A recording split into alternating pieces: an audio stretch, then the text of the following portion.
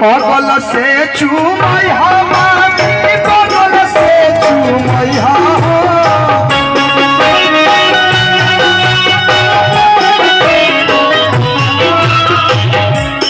इतना खुश बा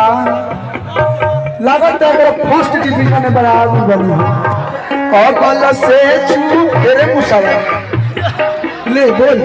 बगल से चूमई हमारी बगल से चूमई मामा लोग के चुहल जुबन माथे जन के पैहा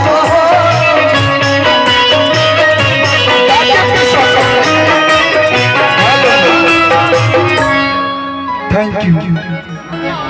तने छू जा छुआ के पैसे कर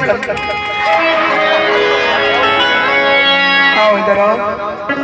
भाभिया इनकर तो हो गई का लगे तू बोल जो बोलो कि मुंह फूटू है नीचे वाला फूटू बोल अबे तू कष्ट नहीं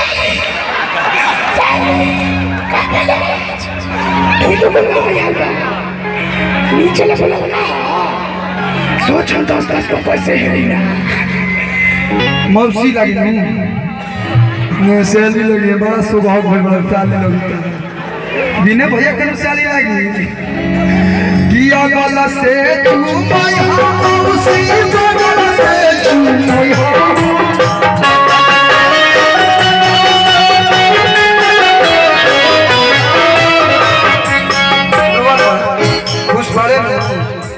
बोलेबे ना बिया में बोलेबे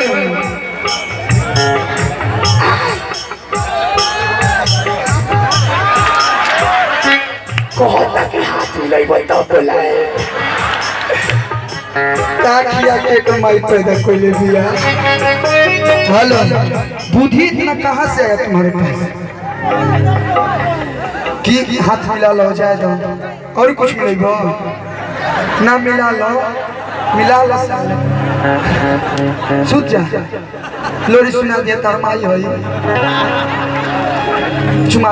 दो कि अगल से चुमई मौसी बगल से मामा अरे मौसा लोग छुआ जो माथे जन के कोई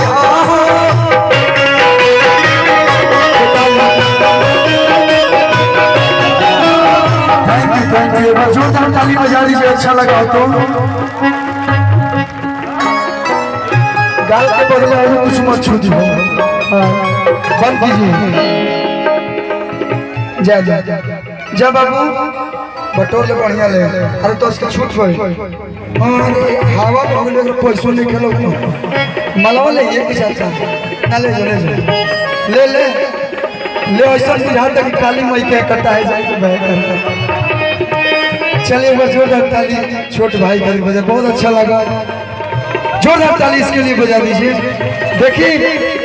का वाला आदमी हर जगह प्रोग्राम करे जाला लेकिन कहीं कहीं मस्ती मजाक करके बहुत कम समय मिलेला